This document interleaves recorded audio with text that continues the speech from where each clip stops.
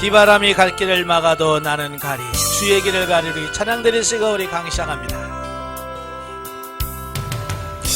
비바람이 갈 길을 막아도 나는 가리 주의 길을 가리.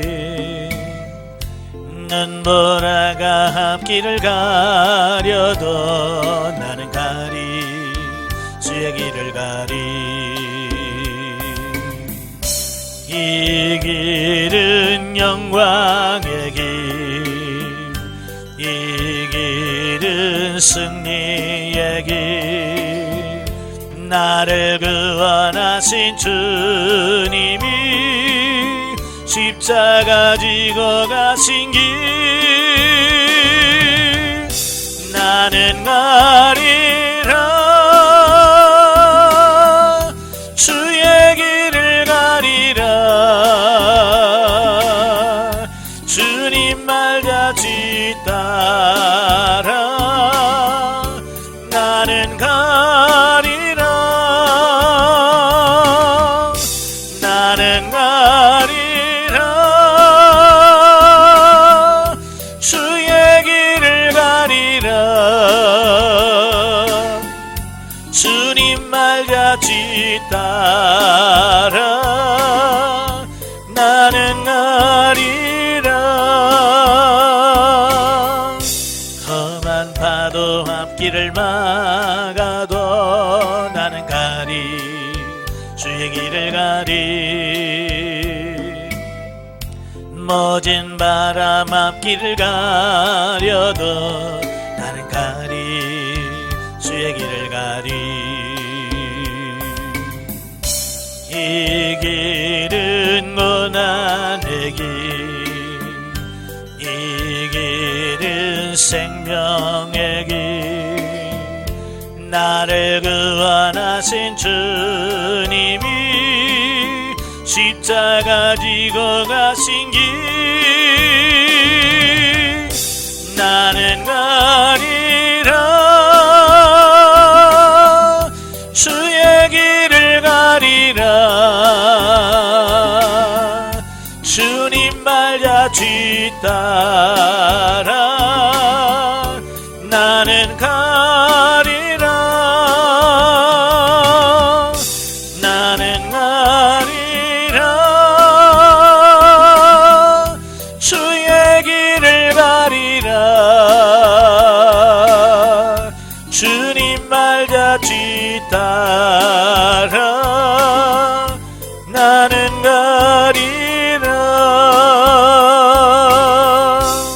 아멘. 기도하겠습니다. 은혜로우신 아버지 감사합니다.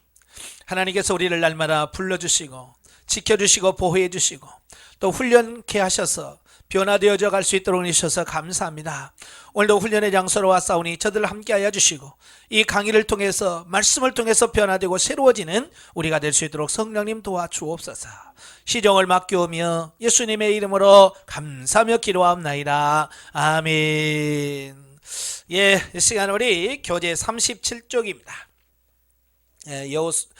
에스라서 교재 37페이지에 밑에 보시면 6장이 나오게 되어지는데요. 자, 6장은 다리오 왕의 성전 건축 비준과 성전의 완공에 대한 말씀을 합니다. 자, 우리 말에 전화위복이라는 말이 있어요. 예, 화가 변해서 복이 된다. 이제 그런 얘기예요. 그러니까 5장에서 그들이 학개와 스가랴 선지자의 말을 듣고 야, 우리가 성전 짓자. 그래서 성전을 지으려고 하니까 그 서편 유브라데강 서부 지역을 관할했던 총독 다뜨네가 왕한테 상소를 올리는 겁니다. 얘네들이 지금 이상한 짓 하고 있는데 내가 알아보니까 고레스 왕이 이 성전을 지으라고 했다 그렇게 주장하는데 그게 사실인지 확인해 보소서. 그런 상소를 올려요.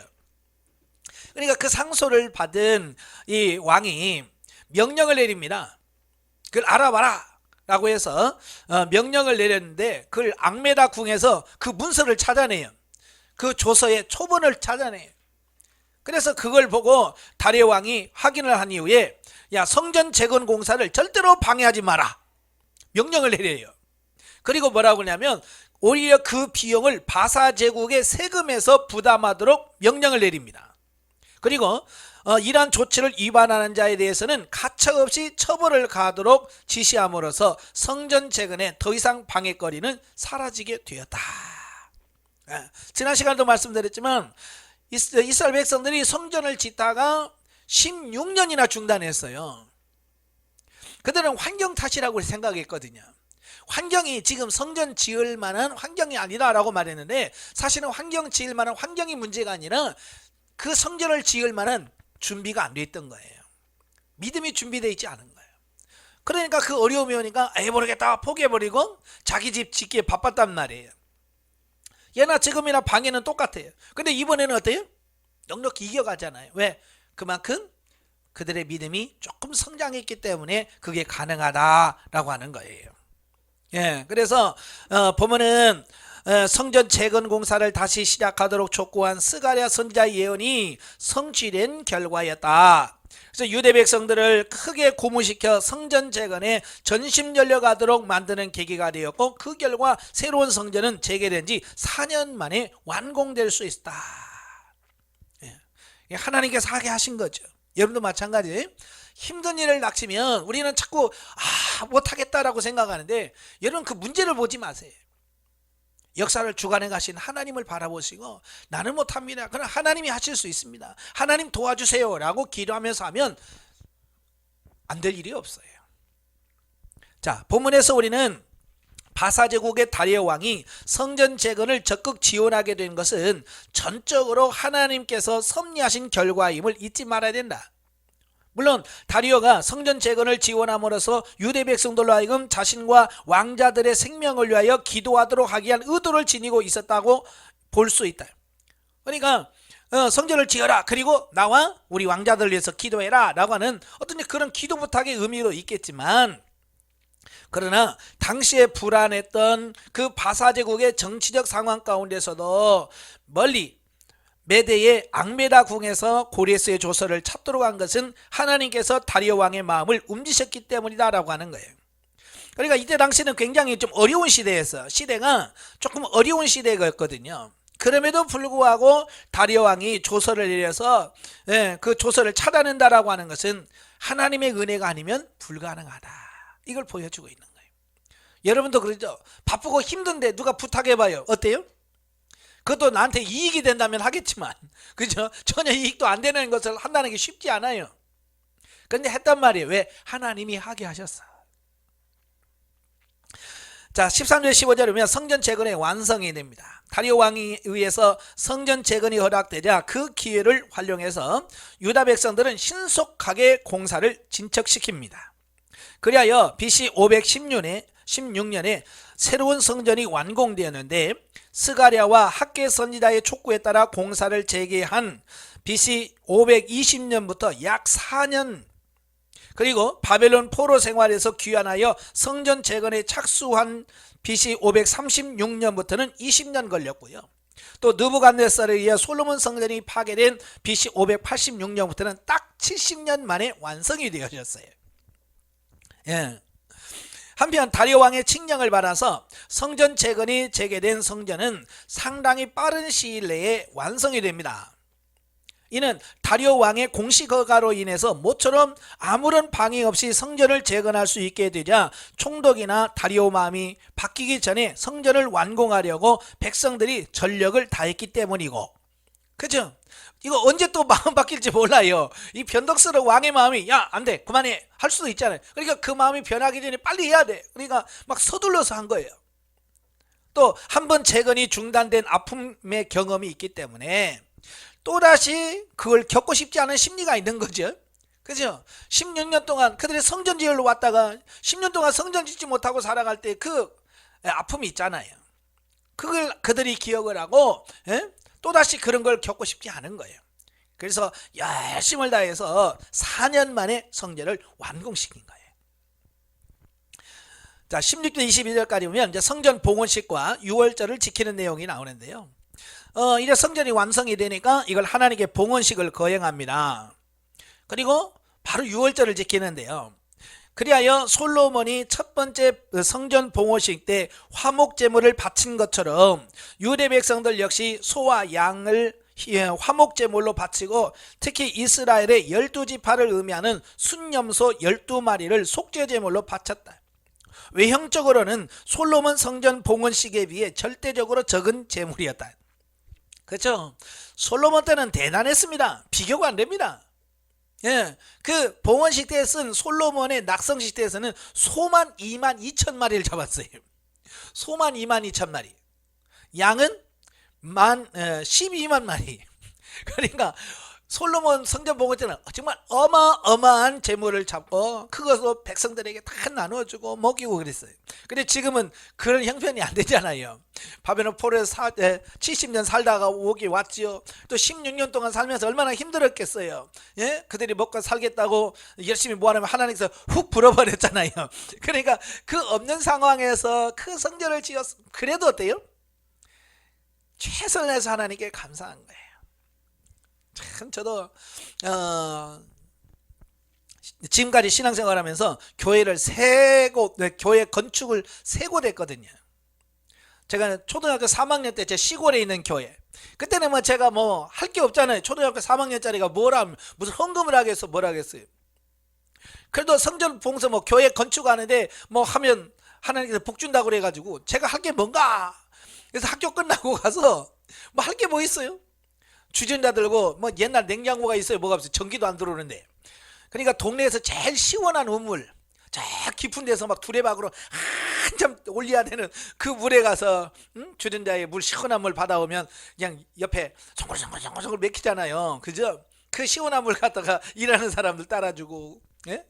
또 벽돌 몇 장씩 갖다 날라주고, 그 강목 갖고 나면 강목 날라주고. 제가 한 거 그거예요. 그렇게 했다고요. 그렇게 건축한 교회 들어가면요, 마음이요 굉장히 좋아요. 그 두 번째는 제가 20살 때 경상남도 양산에 있는 교회 건축을 하는데 거기서 또 열심히 했거든요. 그때는 성전 건축, 교회 건축원금도 20만 원 했고요. 지금 뭐 20만 원이면 별거 같지만 그때 당시는 제가 3개월 월급입니다. 그게 딱 받아가지고 밥값 딱 떼고 남으면 7만 얼마 남아요. 한 8만 원 정도 남아. 그러면 그걸 내가 10원도 안 쓰고 다 3개월을 내가지고 헌금한 돈이에요. 굉장히 많죠. 그리고 저녁에 6시에 퇴근하면 바로 교회로 갑니다. 교회 공사장에 가서 돈이 없으니까 어떻게 해야 돼요? 기초 파고 거기다 막 돌멩이 날라다가 조금이라도 도와줘야 빨리 되니까. 그런 것을 하다 보니까 생각만 해도요, 마음이 거기가 있고요. 수십 년이 지나도 마음이 거기 있어요. 자, 이스라엘 백성도 마찬가지잖아요. 자기들이 막 손수 땀을 흘리고 벽돌을 쌓고 해서 그 성전을 딱 지어놨으니 얼마나 든든하겠어요. 그곳에 가면 자연적으로 뭐가 되겠어요? 그냥 은혜 받지 말라고 해도 은혜가 돼요. 자, 그러나 이 의식은 특별한 의미가 있는 봉헌식이었다. 즉 성전 재건 과정에서 분명하게 역사하셨던 하나님의 도우심에 감사하며 나아가 이후로는 하나님께 순종하겠다는 의지의 표현이었던 것이다. 이는 선미로서 하나님과의 언약을 파괴한 이스라엘이 받은 징계로서 솔로몬 성전이 파괴된 것을 회상하며 이제 성전 재건을 통한 언약의 갱신으로 다시 선민 자격의 회복을 선언한 것이라고 할 수 있다. 그러니까 재물의 양이 얼마냐가 중요한 게 아니에요. 양을 몇 마리 들으냐, 소 몇 마리 들으냐가 중요한 게 아니에요. 그들은 하나님과의 언약을 갱신함으로써 다시 우리는 하나님의 택한 백성입니다 라는 지위를 획득했다. 성전을 지음으로. 그 의미가 더 큰 거예요. 그러면서 성전 복원식을 거행한 후에 준수된 유월절 행사는 언약을 확실히 지킨 첫 번째 신뢰인 것이다. 그런데 여기서 우리는 이스라엘 역사에 있어서 신앙 회복 운동이 시작할 때마다 유월절 행사가 진행됐다는 사실을 우리가 주목하셔야 돼요. 그러니까 모든 종교 개혁에 있어서 가장 우선시되는 절기가 뭐냐? 유월절이에요. 왜냐하면 유월절은 구원을 기념하는 절기니까. 그래서 히스기야 왕 때도 유월절을 지켰고요, 요시야 왕 때도 첫 번째 유월절을 지켰습니다. 바로 이들도 돌아와서 성전 봉헌식을 하고 제일 먼저 지킨 절기가 뭐냐? 6월절이었다라고 하는 거예요. 예. 6월절은 하나님의 구원에 대한 감사로 드리는 절기다라고 하는 거예요. 예. 오늘날도 마찬가지예요. 모든 봉사나 헌신에서 가장 중요한 것이 뭐냐? 하나님이 나 같은 죄인을 구원하셨습니다. 이 은혜 너무 감사합니다는 구원의 감격이에요. 이게 모든 봉사나 섬김의 기본이 되는 거예요. 왜 많은 사람들이 봉사하다가 신경질 내고 짜증내고 열받습니까? 예? 하나님이 나 같은 죄인을 구원하셨다라고 하는 그 구원의 감격, 그 감사가 사라지면 그때부터 짜증나는 거예요. 여러분 어때요? 짜증나요? 봉사하시면서? 예? 혹시 영성훈련 오면서 짜증납니까? 어떤 놈이 영성훈련 만들어가지고 그냥 구원의 감격이 상실돼서 그래. 예? 참 하나님이 나 같은 죄인을 구원하셨고 또 내가 뭐라고 또 이 훈련을 통해서 또 하나님의 자녀답게 살게 만드십니까? 감사합니다 하면 이 날이 기다려지고 사모가 되어지고 기도하면서 준비해서 옵니다. 이 구원의 감격이 그래서 중요한 거예요. 영적에 보죠. 본문에서는 다리오 왕의 조서가 내려짐으로 성전 재건이 확고한 후원과 법적인 보호 아래서 진행되고 완성된 내용이 나온다. 우리가 여러 가지 사건에 요동함에도 불구하고 성령 안에서 신령한 집으로 지어지는 단계에 들어가면 주어진 모든 환경과 조건 속에서 우리에게 도움이 되는 요소와 우리를 괴롭히고 방해하던 요소들까지도 신령한 집으로 건축하는 데 큰 도움을 주는 역할을 한다. 우리에게 까다롭게 굴고 마음을 괴롭히는 자들도 실은 우리를 진리의 말씀을 따라 살 수 있도록 돕는 자들이다. 예, 그러니까 우리가 훈련받을 때 나를 힘들게 하고 어렵게 하는 사람들이 있어요. 처음에는 저 왼수라고 생각하지만 우리가 신령한 집으로 딱 건축이 되고 나면 그들은 나를 돕는 협력자였어요. 나를 진리로 생명으로 살도록 하기 위한 파트너였다는 거예요. 이런 사고의 전환이 필요한 거예요.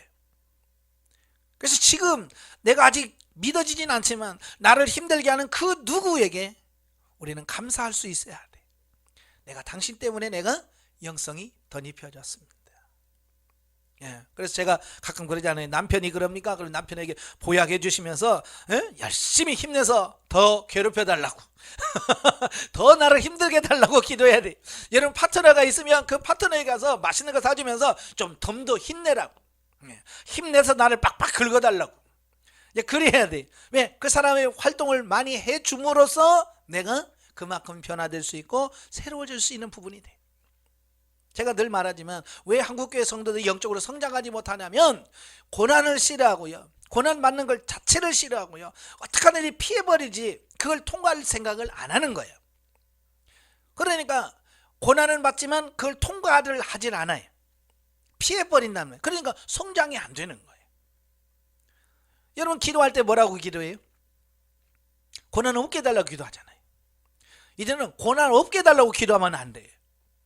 고난을 통해서 내가 새로워지기 위해서 기도하셔야 돼요. 어쩌면 우리는 고난아 내게 오너라, 환난아 내게 오너라, 그러면서 기도하면서 찬송하면서 가야 돼. 그래서 고난이 오면 옳지 잘왔네, 주여 감사합니다, 이걸 통해서 내가 변화되길 원합니다 라고 해야 적극적으로 가야 내가 새로워질 수 있는 거예요. 근데 그런 사람이 있어요 없어요? 없어요. 심지어 영성훈련 많은 사람도 그래요. 머리는 이해가 되는데 실제로 고난이 오면 여기서부터 막 실증이 나고 짜증이 나고, 하나님 앞에 주여 이거 어떻게 없애게 해주세요, 이제 그렇게 기도하잖아요. 그러니까 시간이 가도 우리가 변화가 안 되는 거예요. 지금 고난이 있습니까? 감사하세요. 이걸 통해서 나를 또 어떻게 어떤 모습으로 하나님이 나를 세워가시려고. 7장으로 가지요. 자, 7장은 학사 에스라의 등장과 2차 포로 귀환 조서의 내용이 나옵니다. 1절부터 10절 2차 포로 귀환의 지도자인 에스라가 나오는데요. 자, 유대 백성들의 1차 포로 귀환과 성전 재건에 관해서 서술한 본서의 전반부와 이제 본문에서 시작되는 본서의 후반부 사이에는 58년이란 시간적 공백이 있다. 즉 성전 재건 공사가 마무리된 것이 BC 516년이었고요. 본문에 나오는 유다 백성들이 2차로 귀환한 사건은 BC 458년에 이루어진 사건이에요. 그러니까 이 한 장 차이로 6장과 7장 사이에는 58년이라는 시간이 휙 지나간 거예요. 예, 거의 60년이 지난 다음에 본문에는 우리가 2차 포로 귀환을 주도한 것이 본서의 기록자인 에스라임을 우리가 알 수 있고요. 그는 대제사장 아론의 후손입니다. 예, 그래 제사장이죠. 예, 그러면서 율법에 정통한 학사였습니다.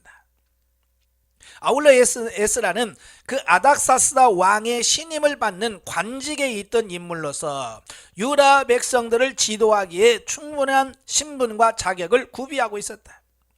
참 이거 대단한 것 같아요. 다른 나라에 포로로 끌려가서 왕에게 신임을 받는 관리. 대표적인 사람이 누구냐면 다니엘이 있고요. 그 다음에 에스라가 있고요. 예레미야가 있고요. 또 모르드게가 있고요. 느헤미야가 있고, 그렇습니다. 이들은 다 외국에 가서 하나님의 의리로 참 인정받고, 왜 그럴까요? 그들이 그런 삶을 사니까 그러는 거예요.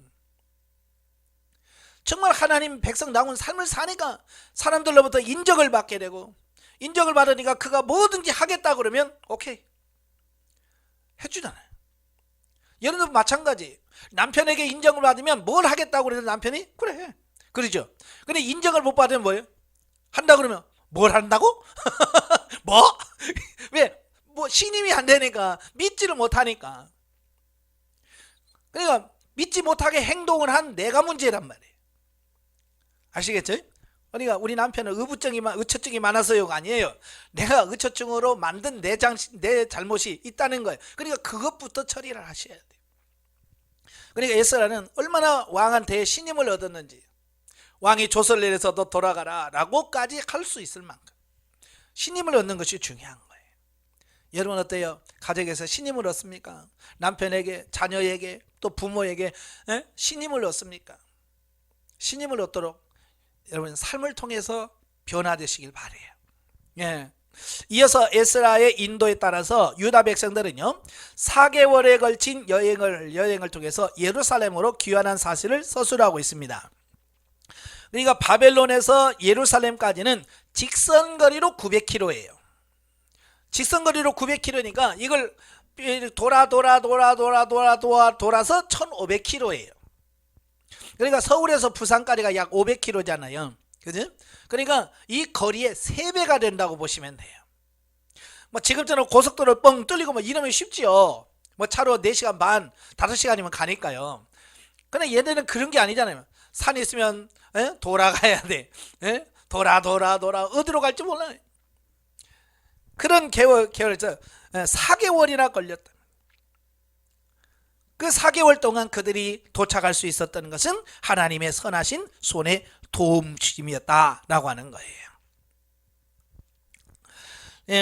한편 에스라가 예루살렘으로 귀환한 것은 바벨론으로부터 더 높은 지위를 차지하거나 안락한 생활을 하기 위해서가 아니라 여호와의 율법을 연구하고 준행하며 율례와 규례를 유대 백성들에게 가르치기 위해서이다. 바로 이와 같은 에스라의 태도는 하나님께 영광을 돌리기 위하여 자신을 희생하고 내려놓음의 본보기를 할 수 있다.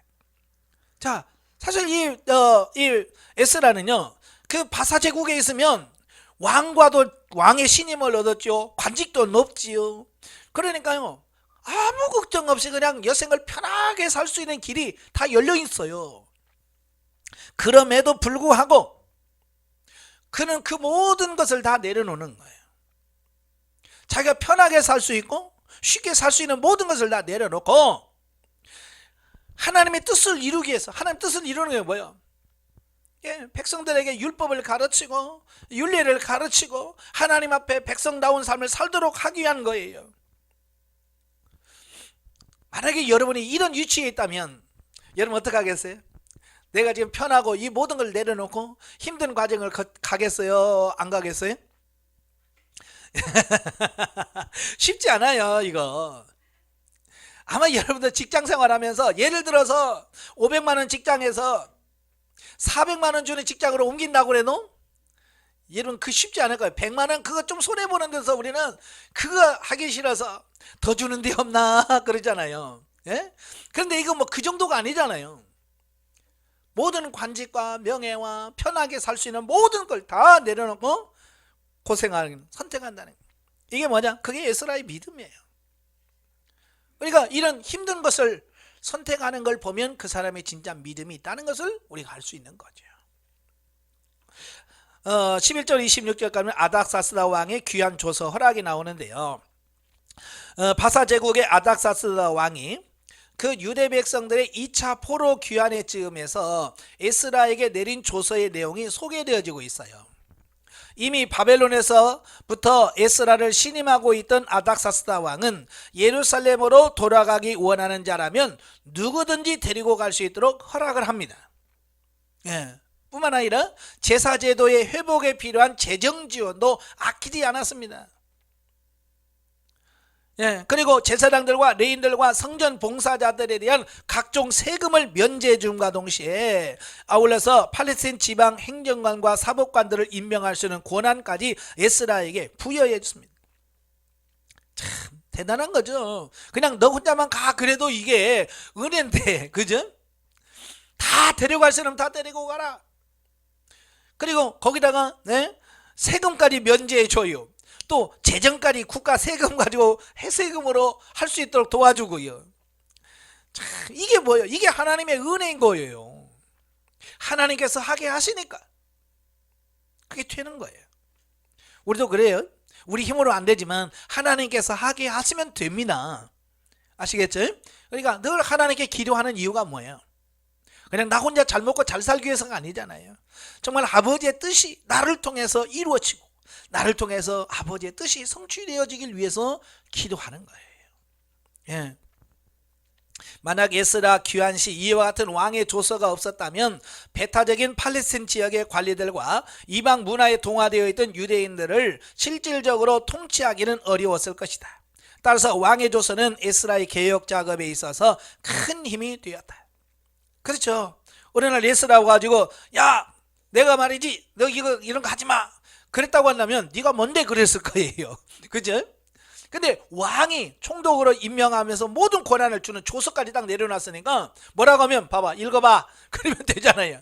왕이 명령 내리니까 아무도 거기서 반대하거나 뭘 할 수 없는 거예요. 이게 하나님께서 하신 거죠.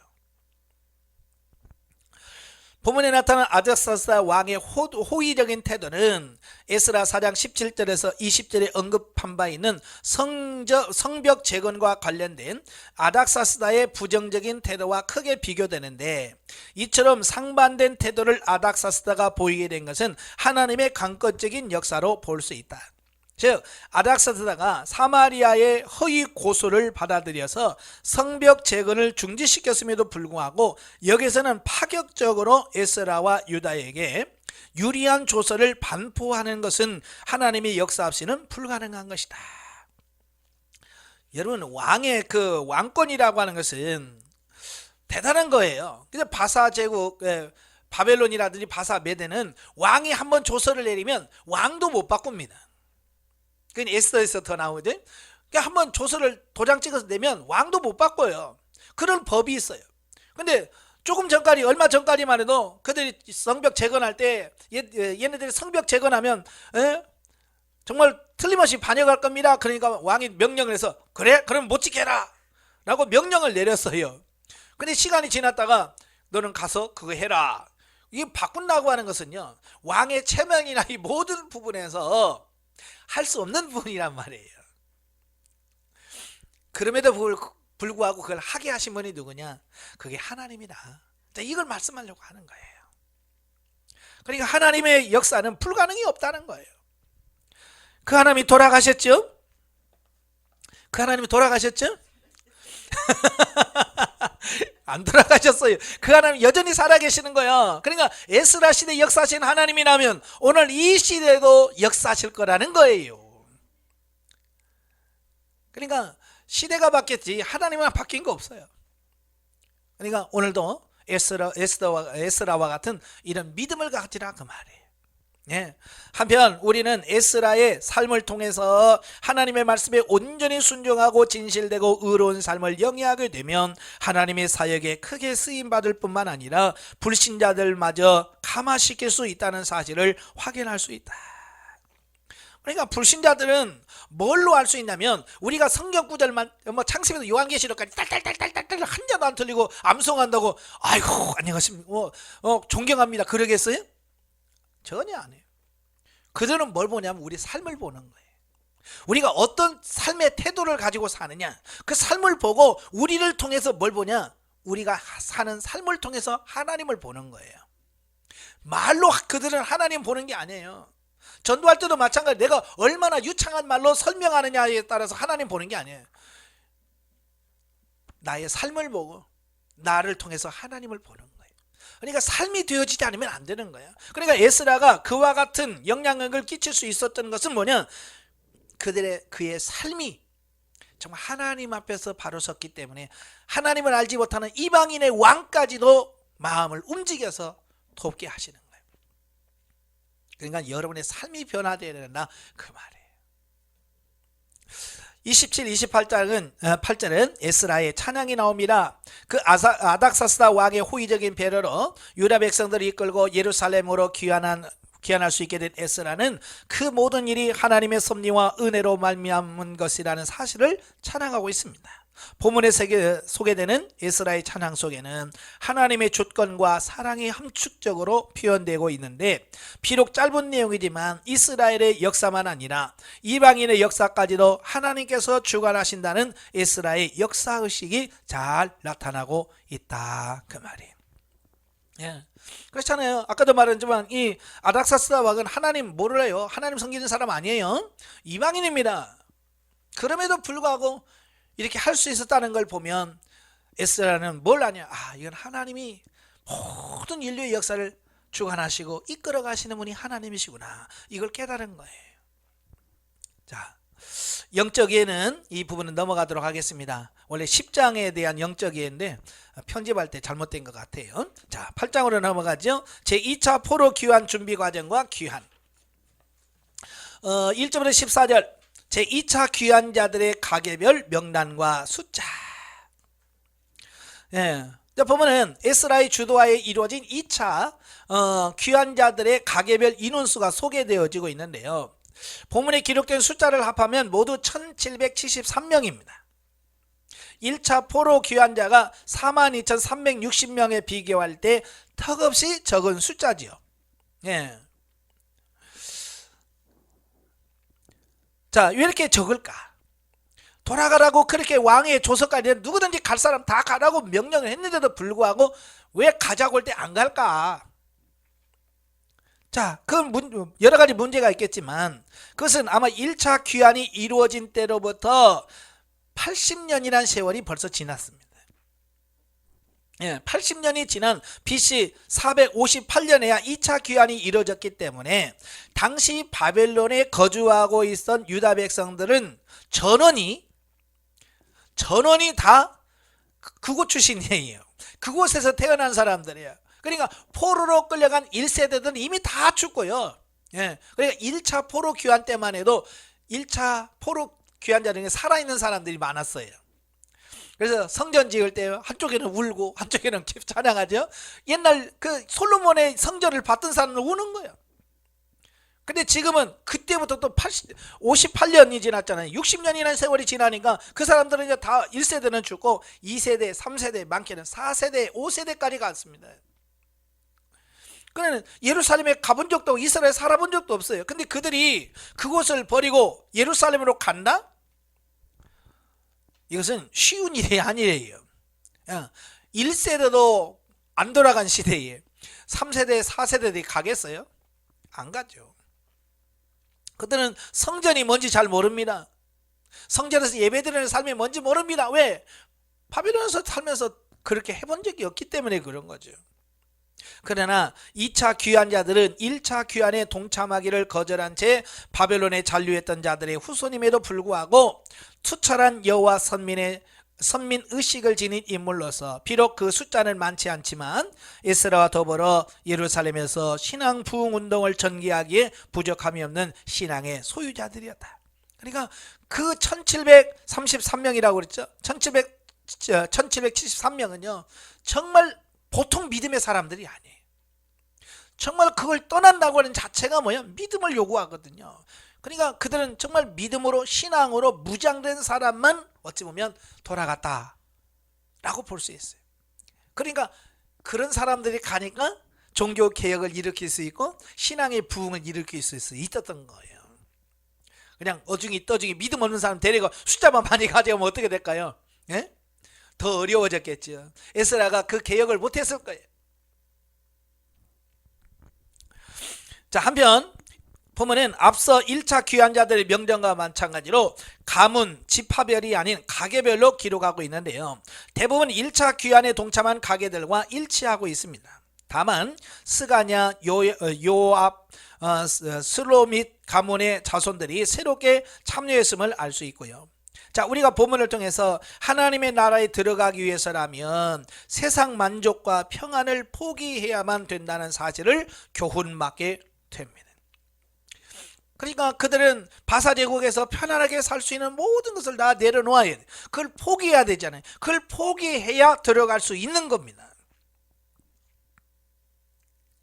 에스라 뒤를 따라 예루살렘을 떠난 자들은 대부분의 주위 사람들이 바벨론에서의 생활 기반을 포기하기 싫어서 귀환에 참여하지 않았음에도 불구하고 호련히 모든 것을 버려두고 하나님의 성전을 사모하는 열정 하나만으로 출발한 자들이었다.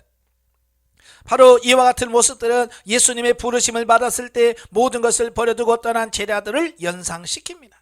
그렇죠? 고기 잡아놓고 배에 가득 찼습니다. 그런데 뭐요? 주님이 나를 쫓으라. 그러니까 배와 그물과 모든 것을 다 내려놓고 예수님을 따랐습니다. 마태도 세관에서 편하게 살 수 있는 모든 생활을 내면 나를 쫓으라. 그러니까 다 버려두고 또 쫓습니다. 이게 제자의 삶이에요.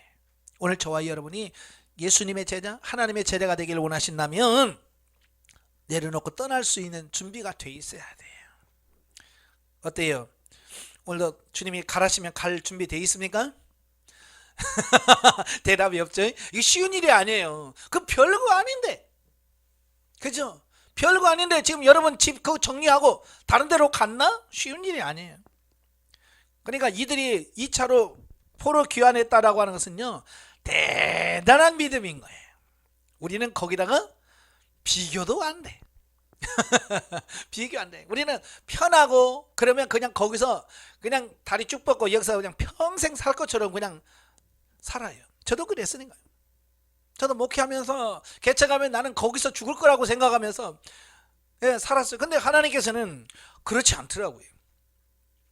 뿌리 내려서 좀 하면 옮겨가게 하셔. 또 거기서 할 만하면 또 옮겨가게 하셔요. 그러면 제가 하고 싶어서 하나님께서 이끄시는 거예요. 그러니까 하나님께서 가게 하시면 아멘 하고 가는 거예요. 그게 믿음이거든요. 15절부터 30절까지 보면 귀환을 위한 준비 작업들. 보면은 에스라가 2차 귀환길에 오르기 전에 행한 준비 작업을 말합니다. 첫째는 레인들과 성전 봉사자들의 모집과 금식 선포와 기도, 그다음에 헌물 관리자의 선정을 하고 있는데요. 이걸 통해서 그가 얼마나 치밀하게 하나님의 일을 준비하는지를 볼 수 있습니다. 자, 다시 말해서 예루살렘에 돌아가서 실시할 율법 교육과 성전 제사 제도의 회복을 위해서는 누가 필요하냐면 레인들과 성전 봉사자들이 필요합니다. 그죠? 성전에서 뭐 제사를 드리려고도 제사장이나 레위 지파들이 없으면 그게 안 돌아가게 돼 있어요. 근데 그들이 안 간단 말이에요. 그래서 추가 모집을 하고 설득을 하고 그래서 그를 데려갑니다. 또 무려 1500km에 가까운 귀환길을 순조롭게 마치기 위해서 먼저 하나님의 도우심을 바라는 금식과 기도에 힘쓴 것이다. 그리고 헌물 관리자의 선정은 도중에 만날지도 모르는 약탈자들을 대비하기 위한 것으로서 결국 이와 같은 에스라의 조처로 인하여 귀환 여행 중간에 직면한 위기를 무사히 넘길 수가 있었다. 예, 지금처럼 치안이라고 이제 치안이 잘 되는 우리나라도 보면 도둑이 살고, 그죠? 여전히 강도가 있고 이렇게 잘 돼 있는 시대에도 그래요. 근데 그때는 그런 것도 없잖아요. 시대가 흉흉하고 어려우면 꼭 누가 있냐면 도덕대, 이 산적대들이 꼭 나타나거든요. 예. 그러니까 그때도요, 여행을 하려면 이 산적이나 도덕대를 만나면 모든 게 끝나거든요. 그러니까 그것 때문에 하나님께 기도한 거예요. 특별히 왕한테 우리 가도록 우리를 지켜줄 군사를 좀 붙여주세요 라고 할 수도 있지만, 에스라는 그걸 왕한테 부탁을 하지 않았어요. 왜냐? 평소에 에스라가 그 아닥사스 왕한테 우리가 섬기는 하나님은 대단한 하나님입니다, 홍해를 가르친 분이고 하나님이시고, 그렇게 말했는데, 우리 가게 좀 사람 좀 버텨줘, 군인 좀 어떻게 줘봐요, 이 말하기가 어려운 거예요. 그래서 왕한테 부탁을 안 하는 거예요.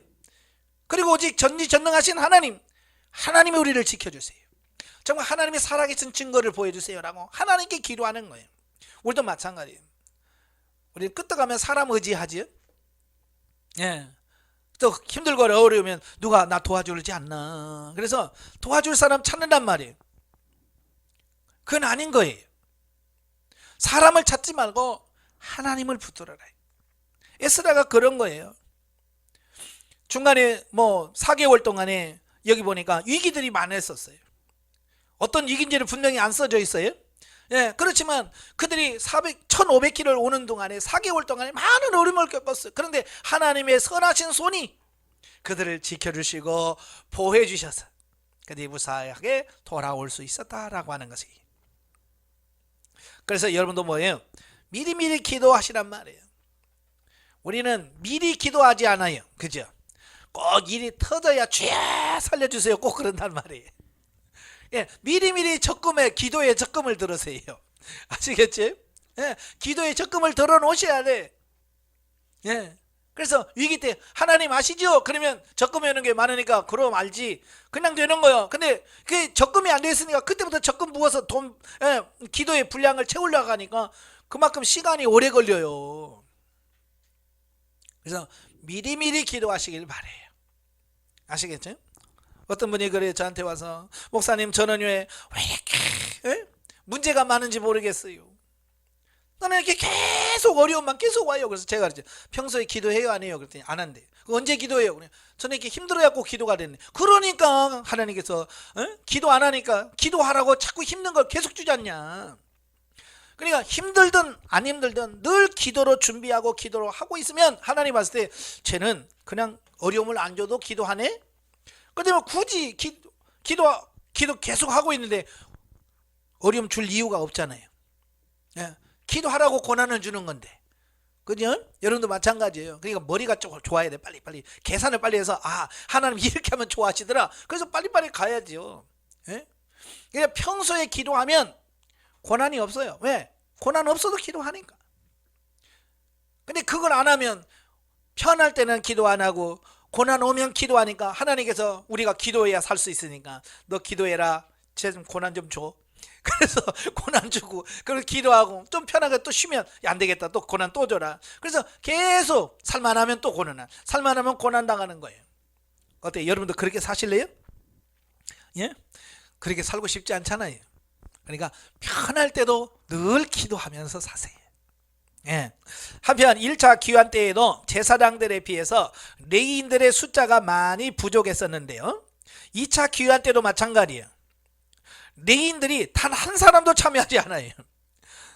예, 어찌 보면 이들이 제일 앞장서야 될 것 같고 최고로 가야 될 것 같은데 안 간단 말이에요.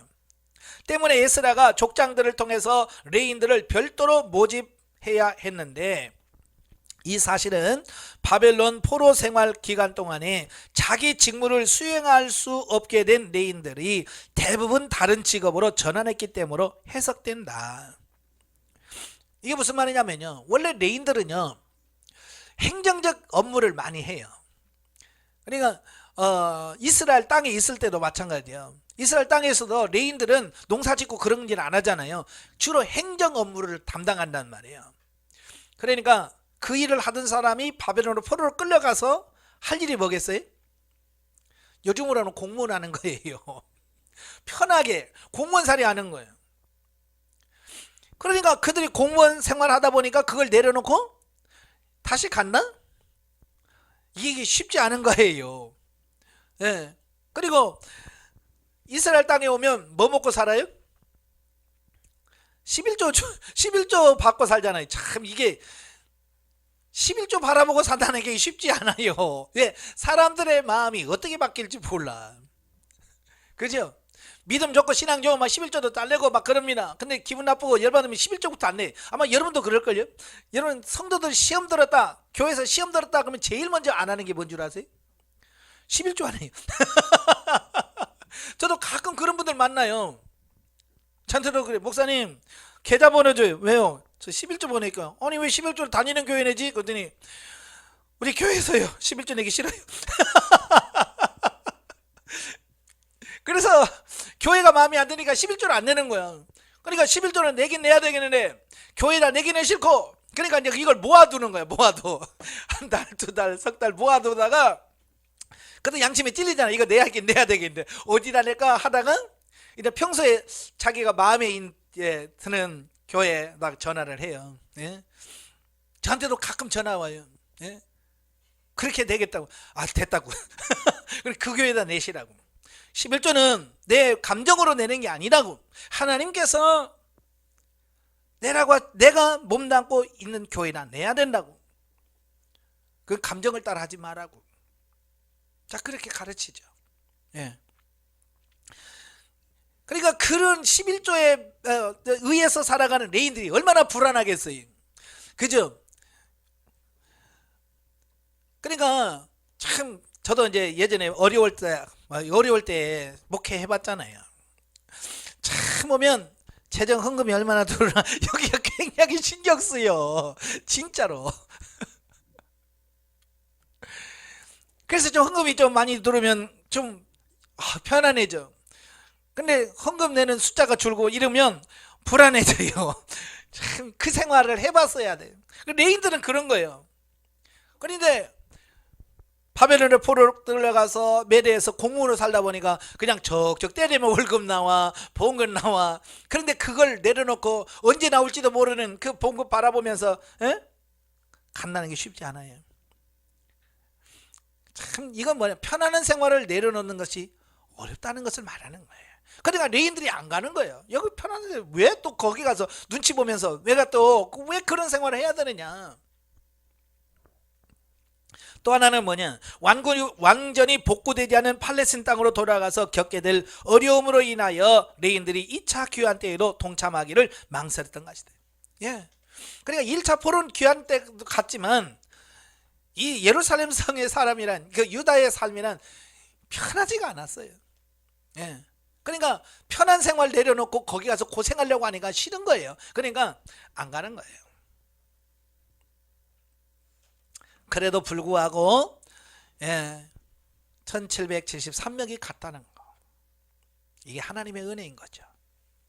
여러분도 그 숫자에 포함되길 바래요. 31절 36절까지 오면 예루살렘에 도착한 제2차 귀환자들, 에스라 인도와의 귀환길에 오른 유다 백성들은 여행 도중에 몇 가지 어려움을 겪었음에도 불구하고 마침내 4개월 만에 예루살렘까지 도착할 수 있었다. 그래야 그들은 바벨론에서 갖고 온 헌물들을 성전에 바치며 번제와 속죄제를 하나님께 드렸다. 여기서 보면 분명히 그들은 출발하기 전에 기도하고 금식하면서 하나님이 지켜줄 걸 기도했잖아요.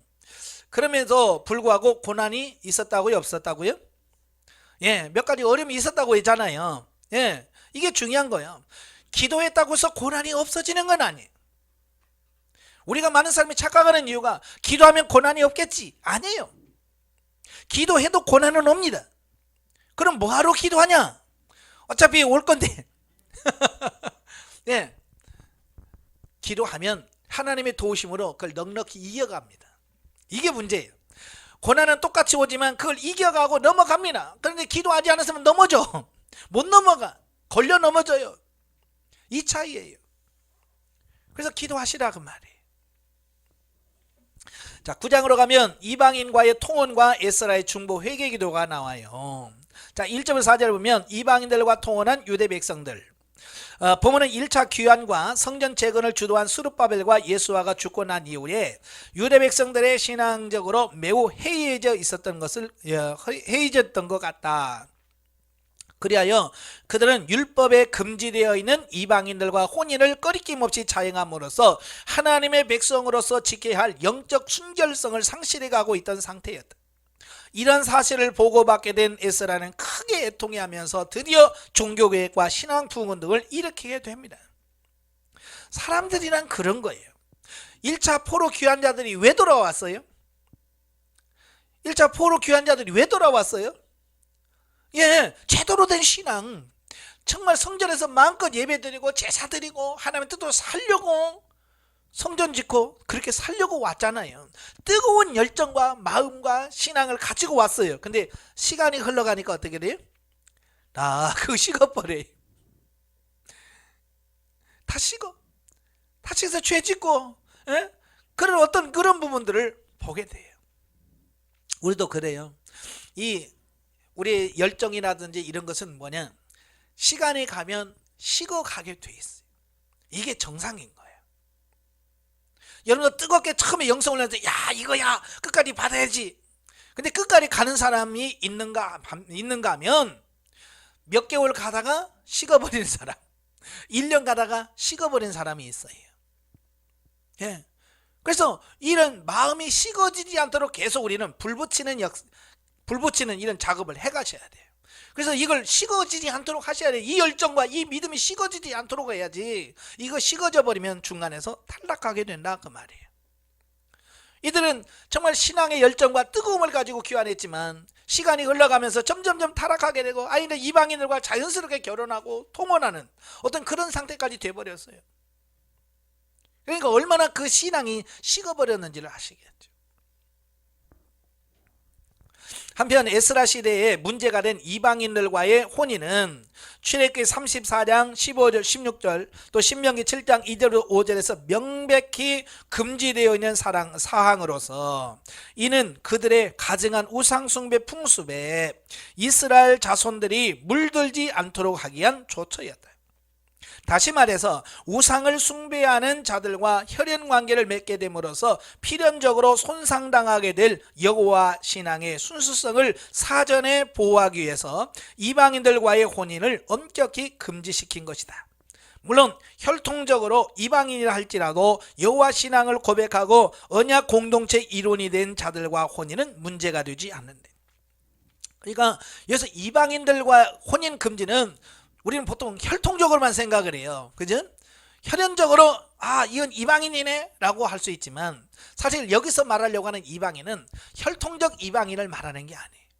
영적 이방인들을 말하는 거예요. 영적 이방인들은 뭐예요? 하나님을 섬기지 아니하고 우상을 숭배하는 이방 종교들을 신임하고 있는 그들을 가리키는 거예요. 성경에서 이방인들은 혈통적인 걸 말하지 않아요. 예수님의 족보에 들어가는 이방 여인들이 있잖아요. 라합도 가나안 족속이고요. 룻도 모압 족속입니다. 어찌 보면 그들은요, 성경에 들어올 수, 이스라엘 그 공동체 안에 들어갈 수도 없고 예수님의 족보에 들어갈 수도 없는 사람들이에요. 그럼에도 불구하고 그들은 들어갔어요. 왜? 혈통이 달라졌나요? 아니에요. 믿음으로 그들은 하나님을 영접했고요, 하나님을 섬기는 사람이었어요. 그러니까 영적으로 하나님의 자녀가 되면 육신적인 혈통은 문제가 되지 않아요. 그런데 혈통은 유대인이라고 할지라도 우상을 숭배하다든지 이방인을 섬기면 이건 뭐예요? 이건 문제가 되는 거예요. 그러니까 영적 순수성을 유지할 거냐, 육적인 혈통을, 순수한 혈통을 유지할 거냐. 여러분도 마찬가지예요. 여러분들도 자녀들 결혼시킬 때에 육신적으로 잘 먹고 잘 살고 부자 이런 사람 선택하지 마세요. 신앙적으로 정말 하나님을 바르게 섬기는가, 정말 영적으로 바르게 사는가, 이걸 보고 하셔야 돼. 근데 그들 이렇게 안 되니까 이방인들과 막 혼인을 하는 거예요. 그리고 혼인을 하면 자연히 그들을 따라가게 돼 있어요. 대표적인 사람이 누구예요? 솔로몬이에요. 그렇게 믿음 좋기로 소문났던 솔로몬도 수많은 부인들이 이방신을 섬기면서 유혹하니까 다 넘어가 버렸어요. 그래서 그냥 예를 들어 이스라엘 땅에 온 천지가 우상단지를 만들어 놔 버렸어요. 여자 때문에 그래요. 북이스라엘 아합도 이세벨이라는 부인 하나 잘못 만나가지고 그렇게 이스라엘 전체를 타락하게 만들어 버리잖아요.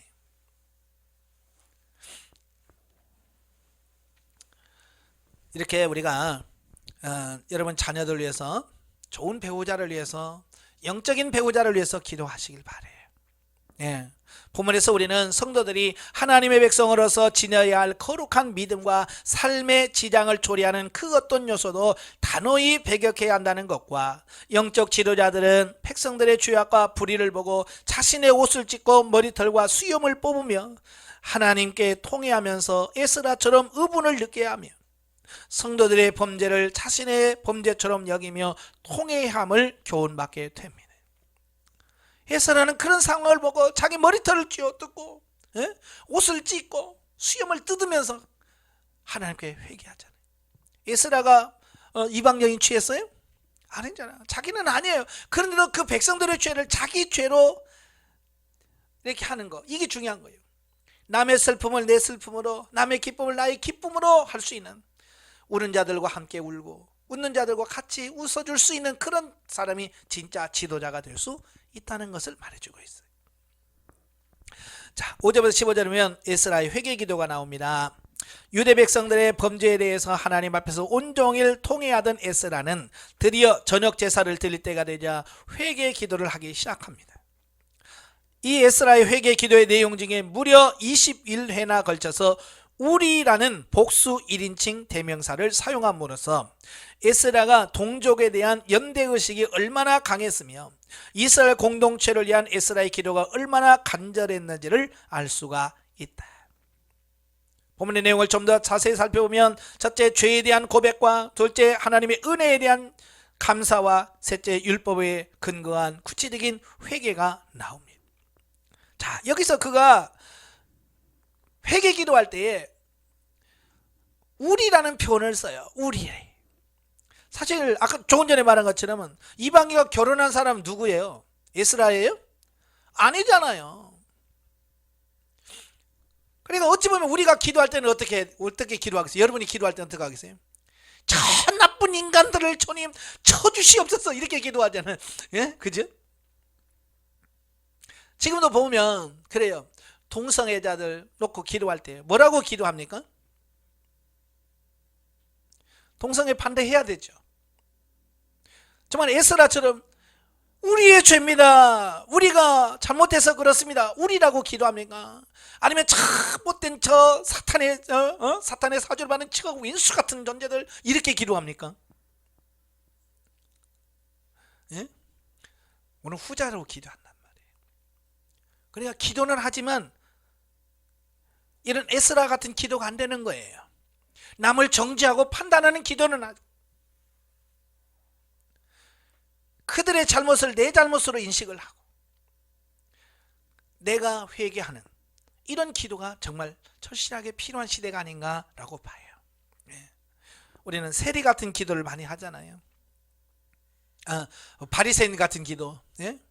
저는요 일주일에 기도 금식 몇 번 하고요, 난 11조 떼먹은 적이 없고요, 막 그리 합니다. 그러나 세리는 뭐라고 했어요? 감히 얼굴도 못 들고 하나님께 기도하잖아요. 하나님께 의롭다함을 받은 사람이 누구라고 그랬어요? 세리라고 그랬잖아요. 우리는 그런 기도를 할 수 있는 삶이 되셔야 돼요. 이와 같은 에스라의 기도는 느헤미야나 다니엘의 기도와 유사하며 율법의 행위로 하나님 앞에서 의롭다고 인정받을 수 있는 자는 전혀 없다는 교훈을 일깨워준다. 이처럼 에스라가 하나님의 의로우심을 찬양하면서 한 사람도 감히 주님 앞에 서지 못하겠노라고 고백한 것은 인간의 전적 타락과 무능에 관한 바울의 탄식을 연상시킨다. 예, 그러니까 나는 깨끗하고 나는 의로운데 저 인간들이 잘못됐습니다라고 하질 않아요. 왜? 모두가 다 타락한, 예, 타락했고 무능력하며. 그래서 칼빈이 그러잖아요. 우리는 전적 타락, 전적 무능이라. 그런 말을 하잖아요. 사도 바울도 마찬가지고요. 사실 죄에 대해서는 자유로운 사람은 아무도 없잖아요. 그죠? 예. 그러니까 전도하면서 여러분 죄인입니다. 그러면 무슨 죄인이야? 죄인은 교도소에 있는 놈들이나 죄인이지 내가 무슨 죄인이야? 그렇게 생각한다고 그 말이에요. 예. 사실은 들킨 죄인은 교도소에 가 있고 안 들킨 죄인들은 밖에서 사는 거예요. 그러니까 교도소 안 가 밖에 안 해요. 다 죄인은 다 똑같은 죄인이야. 우리 그걸 인식하셔야 돼요. 모두가 다 죄인이다. 그래서 다른 사람이 잘못했을 때라도 그걸 품을 수 있는 삶이 되셔야 돼요. 자, 영적에 봅니다. 본문에서 에스라가 하나님의 거룩한 백성 이스라엘이 이방 족속과 결혼한 것과 이러한 죄악의 방백들과 지도자가 앞장섰다는 사실에 탄식하며 그들의 죄를 자신의 죄처럼 부끄럽게 여기며 회개하고 중보하는 내용이 나온다. 하나님의 백성들의 죄악으로 진노하셨다가 그들을 긍휼히 여기셨다. 그럼에도 패역한 백성들은 그 은혜의 교훈을 잊고 하나님의 뜻을 거역한 것이다.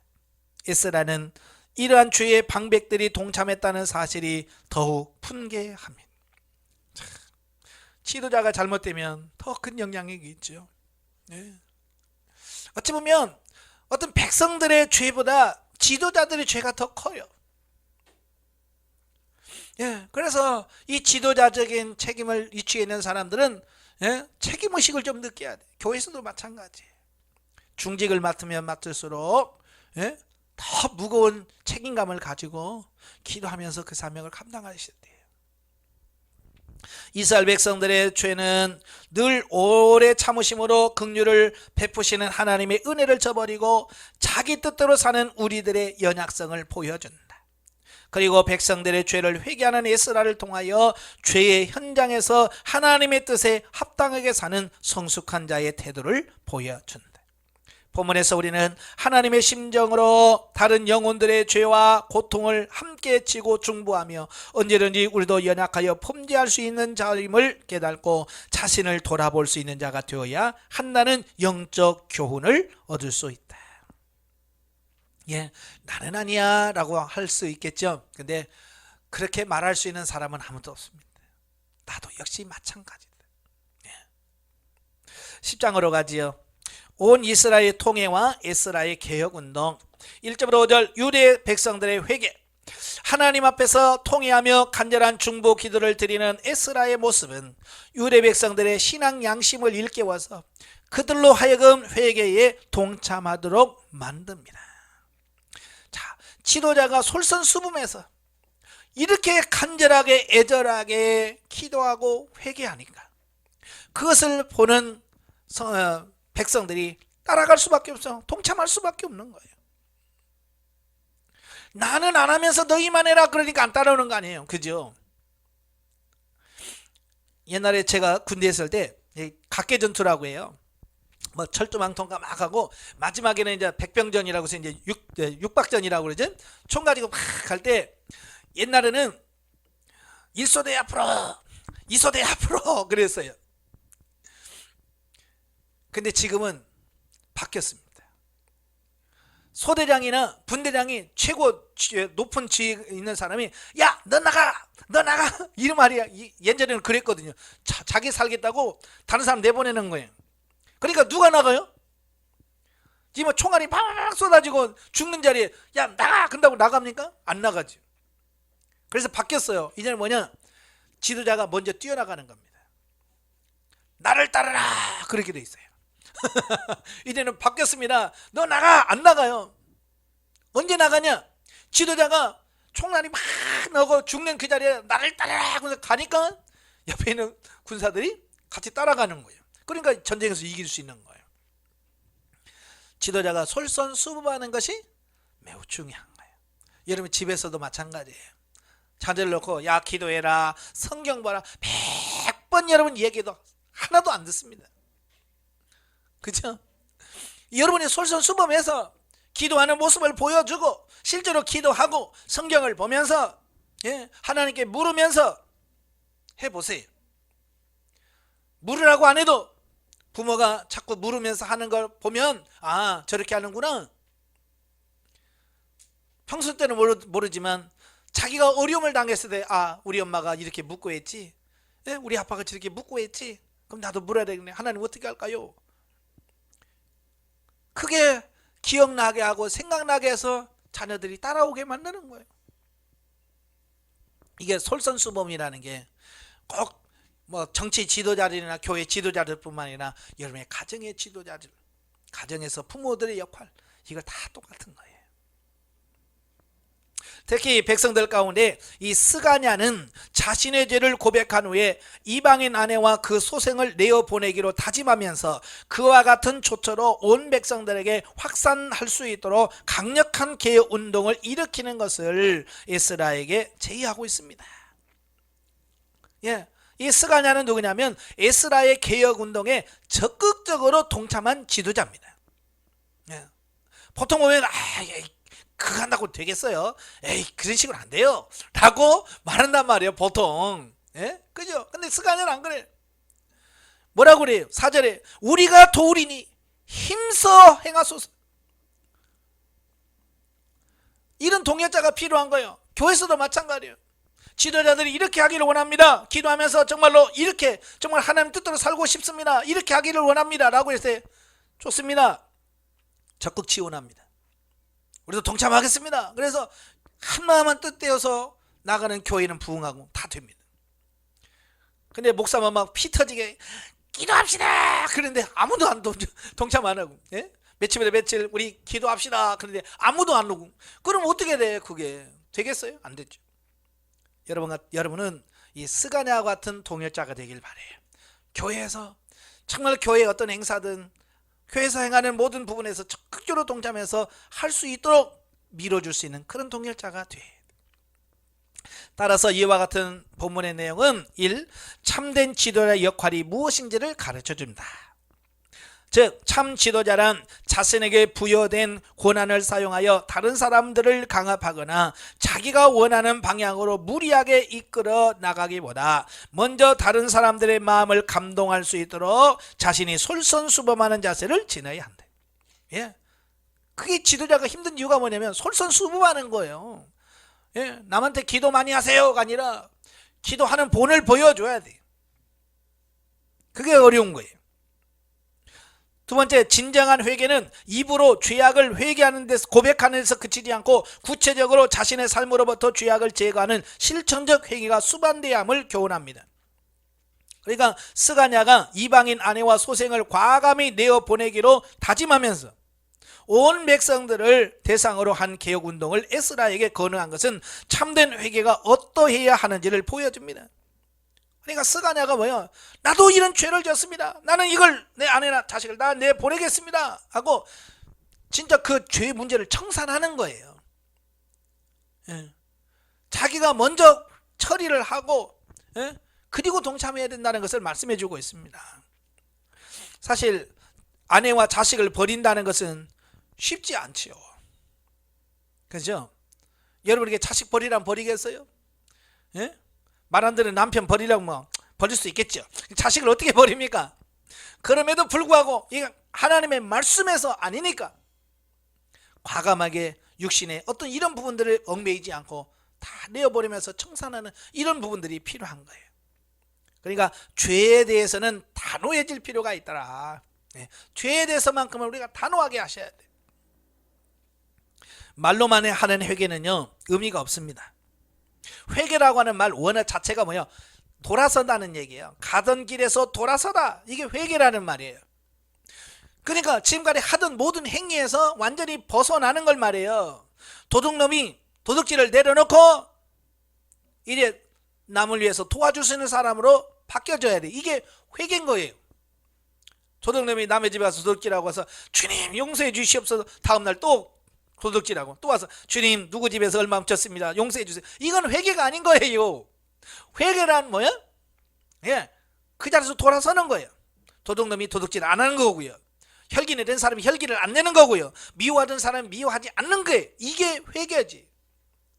우리는 맨날 미워 안 되는데 미워했네 용서해 주세요. 또 가서 또 미워하고, 이건 회개가 안 된 거예요. 아시겠죠? 진정한 회개는 돌아서는 거예요.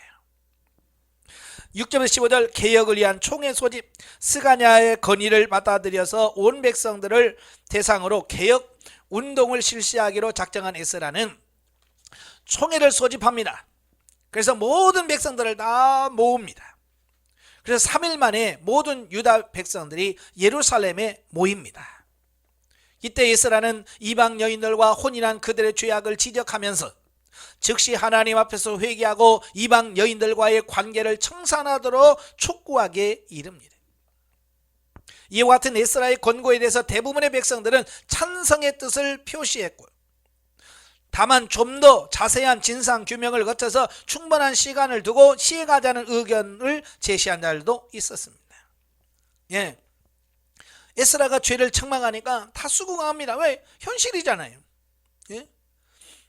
이방 여인들과 결혼해보니까 하나님에 대한 신앙이 있어요? 뭐가 있어요? 없지요. 눈으로 보잖아요. 그러니까 수긍은 하는 거예요. 단지 이제 그것을 해결하는 방식에 있어서 두 가지 방식이 나왔어요.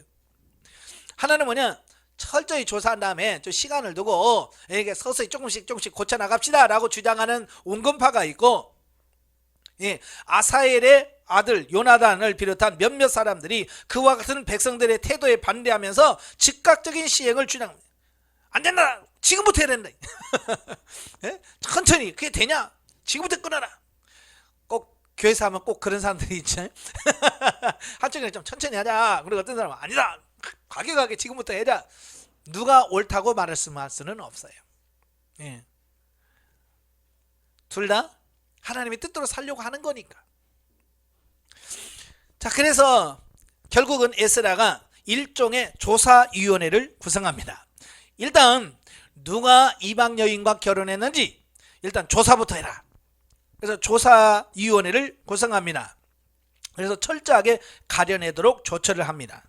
이 같은 조처는 BC 586년 유다 왕국의 멸망 이후 선민의 명백말을 유지해왔던 유대 백성들이 포로 기환이라는 역사적 사건을 통해 성숙한 선민으로서의 면모를 보이며 자신의 민족적 위상을 회복할 즈음에 반드시 처리해야 될 일이었다. 왜냐하면 선민이라는 신분은 하나님의 말씀에 대한 순종에 의해 명분이 서는 신분이기 때문이다.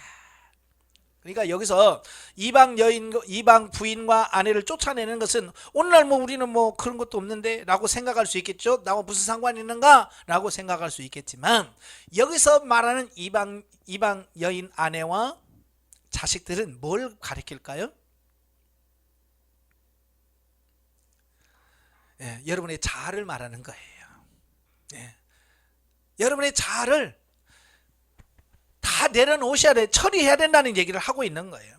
그걸 품고 가면 이거 하나님의 선민으로 살 수가 없다는 얘기를 하고 있는 거예요. 예, 그렇게 말할 수 있는, 아니 뭐 결혼해서 뭐 자신한테 그걸 다 전도시켜가지고 회개시켜가지고 이렇게 뭐 갇히면 되지 않냐라고 품고 가자라고 할 수 있겠죠. 그게 안 된단 말이에요. 오늘 우리도 마찬가지예요. 이 자아 처리하지 않고, 그죠? 내 자아를 처리하지 않고 그냥 그렇게 가면 되지 않냐라고 주장하는 거가 똑같은 거예요. 에스라는 뭐라 그래? 안 된다. 그렇게 할 수는 없다는 거예요. 다 처리할 건 처리하고 가자는 얘기예요. 그래, 여러분도 지금 어때요? 지금 처리의 대상자예요. 처리 대상자. 내 안에 누가 있나? 남겨진 아내, 숨겨진 아내, 예? 숨겨진 자식들이 있는지 찾아봐야 돼. 그게 뭐예요? 내 옛자, 예? 그 모든 부분들을 다 가리키는 거예요. 다 처리하고 가셔야 돼. 그래야 우리가 하나님의 자녀로서 위상이 회복이 되어지는 거예요. 한편 본문에서 우리가 발견할 수 있는 교훈은, 진정한 종교개혁은 지도자가 하나님의 말씀에 근거하여 올바른 방향을 제시하고 회중들이 거기에 호응함으로써 전개된다는 것이에요. 그러니까 중요한 게 뭐예요? 지도자가 어떻게 살아야 된다라고 정확한 방향을 제시해 주는 게 이게 중요한 거거든요. 예. 두리뭉실하면 안 돼요. 자아도 마찬가지예요. 저게 자아야, 이게 자아야 라고 분명하게 인식을 시키고 그걸 처리시켜야 되는데 그냥 막연하게 다 우리 죄악을 다 처리하고 갑시다. 그러면 뭐가 뭔지 잘 모르잖아요. 예. 구체적으로 하셔야 돼요.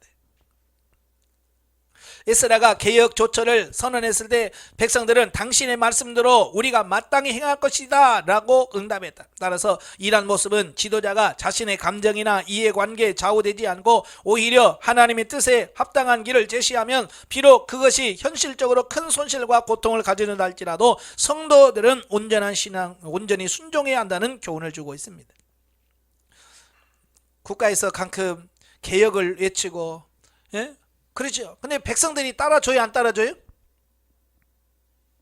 잘 안 따라준단 말이에요. 아무리 정치 지도자들만 개혁 어떻고 막 해도 안 따라줍니다. 왜 그래요? 예, 정치 지도자들은 의도를 가지고 한단 말이에요. 자기의 정적들을 치고 자기 편 아닌 사람을 쳐서 자리를 쳐내려고 개혁을 한단 말이에요. 그러니까 백성들이 봤을 때는 그게 아니다. 그죠? 왜? 의도를 가지고 있기 때문에 백성들은 호응을 안 해주는 거예요. 마찬가지.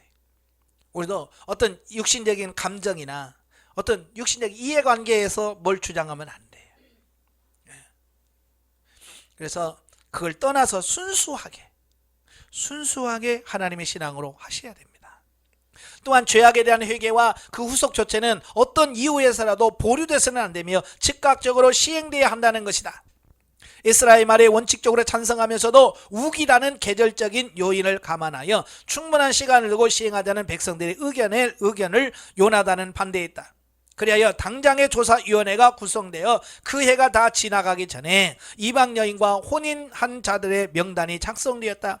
이것은 언제든지 우리가 회개하기만 하면 하나님께서 죄악을 용서하신다고 해서 마땅히 은혜 받을 만한 때를 놓쳐버린다는 것은 어리석은 일이다. 그러니까 언젠가는 하나님 회개하면 다 용서해 주십니다. 근데 그걸 질질 끌 필요는 없다는 얘기예요. 바로 즉각적으로 하나님께 회개하고 돌이켜서 회개할 건 빨리빨리 하는 게 중요하다 그 말입니다. 16절 44절에 보면 이방인과 통혼한 자들의 명단이 나옵니다. 예, 그래서 조사를 했어요. 3개월 동안에 거쳐서 조사한 결과 모두 112명의 명단이 작성되었습니다. 그 중에서 본문은 제사장은 18절 22절, 레위인은 23절, 성전 봉사자 24절, 일반 백성 25절 44절 순서로 기록되어 있는데요. 여기서 이방인과 통혼한 자들 중에 제사장들의 비율이 매우 높다는 사실을 알 수 있다. 즉 본문의 명단 중에서 무려 15%를 상회하고 있다. 따라서 이러한 사실은 성전 재건이 마무리된 후에 에스라가 예루살렘에 돌아올 때까지 유다 사회가 얼마나 영적으로 침체되었는지를 극명하게 드러납니다. 제사장이 누굽니까? 하나님과 백성들을 중보하는 자로서 누구보다도 백성들에게 모범이 되어야 되고 솔선수범해야 될 그들이 그 죄악에 앞장섰다는 사실이에요. 오늘날은 제사장이 누구라고 그랬어요? 세상이 누구라고 그랬습니까? 예, 여러분 자신이에요. 여러분 다. 예전에는 레위 지파 중에서 아론의 자손들만 제사장이 됐지만 지금은 예수 그리스도를 믿는 모든 사람이 하나님의 제사장이에요. 다시 말하면 오늘날 왜 기독교 교회가 세상에 대해서 큰 소리 못 칩니까? 교회가 죄를 더 많아요. 교회가 세상보다 더 지저분하고 더러워. 그래서 세상에 대해서 모르는 소리를 하면 사람들은 교회에 대해서 너나 잘해 라고 말해버려요. 왜냐하면 우리가 그렇게 좋은 영향을 끼치지 못해서 그래요. 우리가 귀를 막으면 되겠어요? 그걸 통해서 우리는 가슴을 찢어야 돼. 우리가 제사장인데 저들에게 하나님의 백성다운 모습을 보여주고 참된 회개의 모습을 보여줘야 되는데 우리가 보여주지 못한 우리의 모습을 보면서 통회하셔야 돼. 오늘날의 제사장은 우리 모두를 가리키는 거예요. 예수 그리스도를 믿는 모든 사람들이 너희는 세상의 빛이요 세상의 소금이라고 그랬는데 내가 정말 빛으로 사역을 감당하며 정말 소금으로서 역할을 감당하는지 우리 자신을 되돌아보시라. 아마 하나님께서 율법에 정통한 학사 에스라를 2차 귀환의 지도자로 예루살렘에 보내신 이유도 성전을 재건할 때 지녔던 신앙 열정을 상실해버린 채 타락의 길로 나가고 있는 유대 백성들을 대상으로 개혁운동을 일으킴으로써 언약 공동체의 순수성을 회복하도록 만들기 위함이었던 것이다. 또한 본문에서 우리는 지도자의 타락은 사회 전체를 죄악의 구렁텅이로 빠뜨리는 이끄는 결과를 필연적으로 만들어내는 것을 보게 된다. 스룹바벨과 예수아가 죽은 후에 경건한 신앙과 삶의 모범을 통하여 백성들을 지도할 만한 인물이 없었으며 예수아의 자손은 오히려 율법을 어기고 이방 여인과 혼인하는 데 앞장을 섰다. 그 결과 유대 사회는 영적 침체와 죄악의 늪에 빠지고 말았던 것이다. 지도자를 위해서 기도해야 됩니다. 여러분이 누굽니까? 여러분이 바로 이 시대를 이끌어가는 영적 지도자들이에요. 여러분들이 하나님 앞에 바로 서서 하나님 앞에 온전해지는 여러분 되시길 바랍니다. 여러분을 통해서 가정에서 본이 되고 또 섬기는 교회에서 정말 본을 보여주는 여러분을 통해서 하나님의 뜻이 이루어지길 주님으로 축원합니다. 기도하겠습니다. 은혜로우신 아버지 감사합니다. 정말 세상의 빛과 소금의 역할을 감당해야 될 우리가 정말 얼마나 세상의 빛과 소금의 사명을 감당하고 있는지 우리 자신들을 되돌아보게 하시고 정말 그들에게 믿지 않는 세상 사람들에게 좋은 영향력을 끼치시는 우리가 될 수 있도록 성령님 도와주시옵소서. 예수님의 이름으로 감사하며 기도합나이다. 아멘. 하나님께 드립니다.